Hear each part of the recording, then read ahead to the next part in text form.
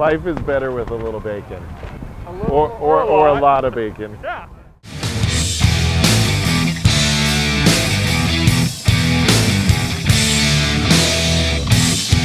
All right, so the family's headed into town, but before they get here, we're gonna head out to Speed Vegas.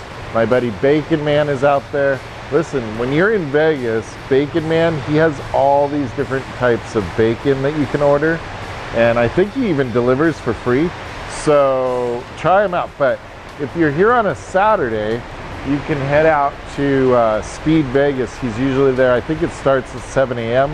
and runs till 10. And Speed Vegas does a special thing. It's called Cars and Coffee. And what they do is for like, I don't know, $25, $30, you can take a lap in one of their fancy cars with a driver. You don't get to drive the car, but you get to ride in one of their fancy cars and stuff like that. They have coffee, and usually car clubs come out there and stuff like that. But Bacon Man's cool. We want to go get some bacon because it's on our low carb diet, and so we're gonna head out there.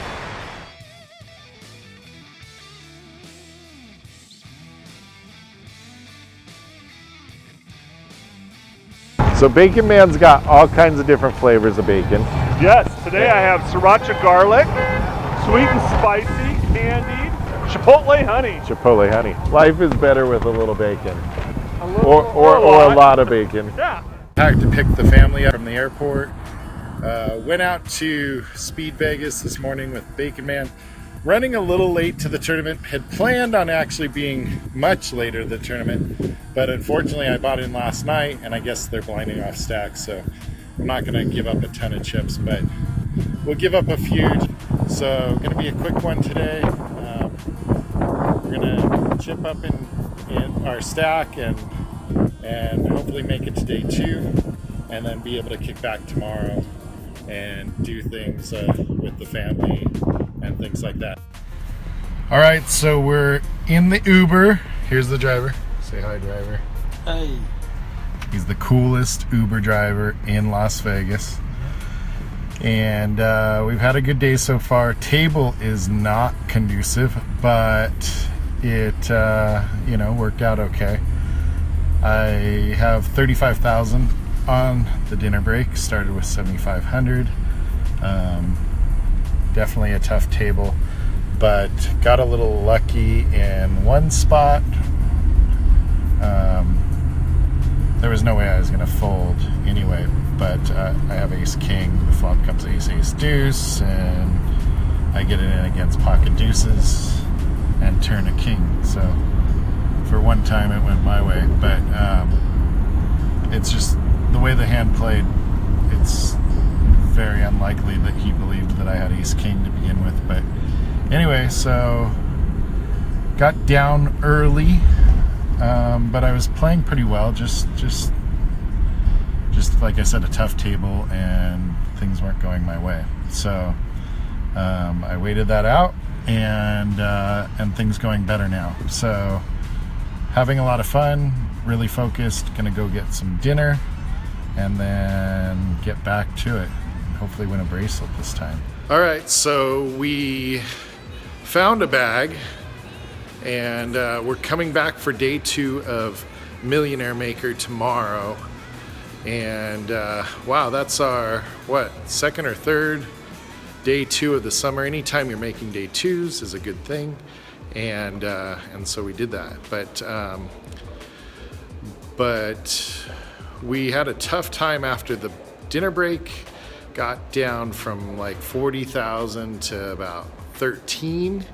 Things were looking bleak. Won a race, and next thing you know, we have like 30,000 headed into day 2. So blind should be somewhere around 600, 1,200 tomorrow. So we got enough chips to make something happen, getting very close to the money, and that would be my 3rd cash of the summer. But hey, listen, we're not just going for cashes, we're going for $1 million this week. Tomorrow's a big day, and see if we can run up a stack and put ourselves in position to get to the end of this tournament and win the bracelet. A lot of people left, but really playing good, and we're hoping to make this thing happen. So, all right, I'm gonna get home and get some sleep, rest up.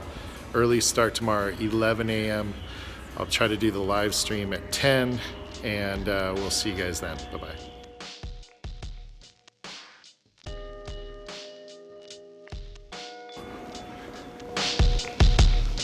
All right, so headed back in for day 2 of MilliMaker. Like a pro, we forgot our seat card, so we're gonna have to deal with that, but it'll all be okay.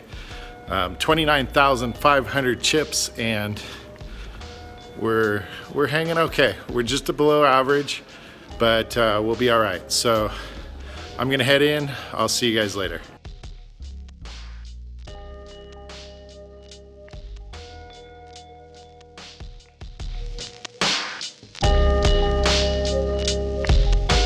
All right, so we're out of the Millionaire Maker, no millions, and really I'm not too happy with myself.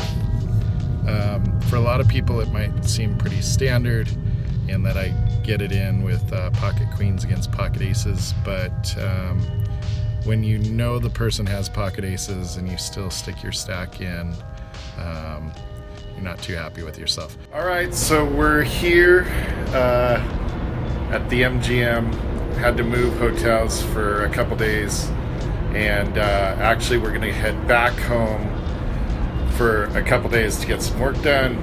Had planned to go back tomorrow or yesterday, but had, you know, the tournament to do and all that. But yeah, not really happy with my play in the hand that I busted on, because I knew I shouldn't be in the hand. Even though pocket queens are a big hand, there's sometimes where you just know there's no way you're good. And I kind of felt that and didn't go with my gut, and that's why I'm kind of mad at myself. But listen, third cash for this year, doing well so far, and we'll see what happens next weekend.